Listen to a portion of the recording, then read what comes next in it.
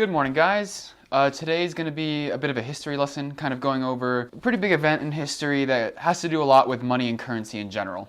So let's just start this off.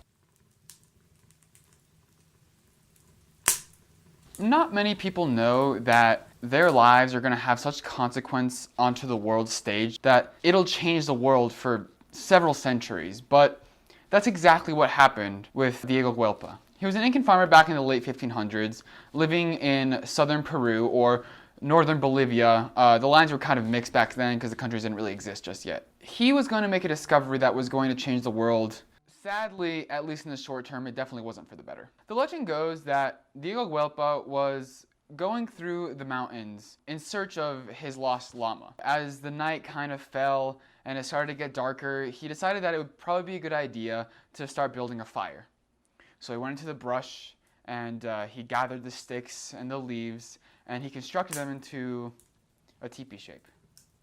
Lighting the fire, the spark ignited maybe one of the most drastic changes in human history. As the flames grew, as if fueled by some kind of evil energy, the fire got brighter and brighter. So bright that Diego had to take a step back. When he stepped back, he noticed that on the ground there was a liquid coming out of the fire. This liquid was silvery, it was shining, it was almost magical. It seemed to be pouring out of the flames. He knew exactly what it was. It was silver. The reason he knew what it was is because the Spaniards had been sending voyages to this part of Latin America in search for silver and gold. So he knew he had struck something that they really desired. But the thing about the Incan culture was that they did not use currency as we think of it today. They used units of labor as means of trade. They would work for things, and then the government, being a very strong centralized one, would provide for its people. It was very much sort of a communist way of living. So they did not really understand the unit of value or the store of power that silver meant for the Spaniards. I think this is one of the reasons why Diego didn't realize what he was about to unleash upon the world.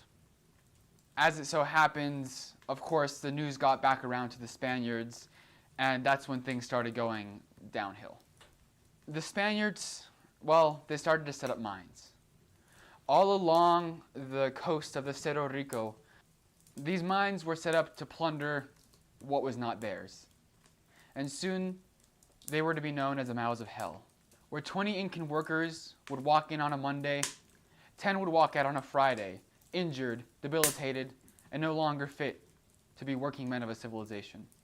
The friar monks back in Spain would describe a single silver coin as having the soul of several natives inside of it. This evil operation gave birth to one of the largest cities in the time period. Potosi was large enough to rival even the greatest European cities, matching almost the population of London, but this city did not come without a cost. The Spanish first relied on paying Incans wages, but the Incan people did not have an idea of money or currency. To them, they were just giving them shiny metal, and in a world where food and shelter was much more important than fancy metals, it really wasn't a good way to begin with. And then you add that on top of what they would witness when their people left the caves, it was not worth it at all. When the natives emerged from the caves, they would be gasping for air, they would be spasming, they would be barely conscious, and this was largely due to the part of how the silver was extracted from the ore. They would mix it with a mercury amalgam and then burn off the mercury to leave only the silver. What this caused was that the caves would be full of mercury gases. And these gases, as we all know, are very poisonous. They would leave people deteriorated, they would leave them dying on the floors, and if they survived the labor, they wouldn't make it much longer after that. So the Spanish were, well, in a sense, forced, out of their own greed, their lust for avarice, to force these people into working these mines. So much so that only 50 to 60 years later, they would run out of population to force to work, and they would have to bring in slaves from the Africas. Taking a civilization with one of the largest populations and most advanced cultures that we knew of the time, and grinding it to dust. This was fueled by like I said, their immense greed. And I think it was most well summed up by a quote that I was reading while I was doing research for this. And the quote goes, "If all the snow in the Andes were to turn to gold, Spanish greed would still not be satiated." And while that might have been a hyperbole at the time, by the end of the days of the mines, tens of thousands of tons of silver would have been exported to Spain. This silver was not news to the emperor at the time. He had known of these reserves, he just had not told his people. And legend goes that the reason why is because when he went to the hills and discovered this, he heard a booming voice of the gods saying that this was not for him, it was meant to be shared, and it should not be owned by one person. And the Spanish knew of this when they started, but of course they didn't care. These were not their gods, these were not their people, and they would not listen or let fairy tales, in their eyes, ruin their massive amounts of fortune to be gained. So the Spanish continued on.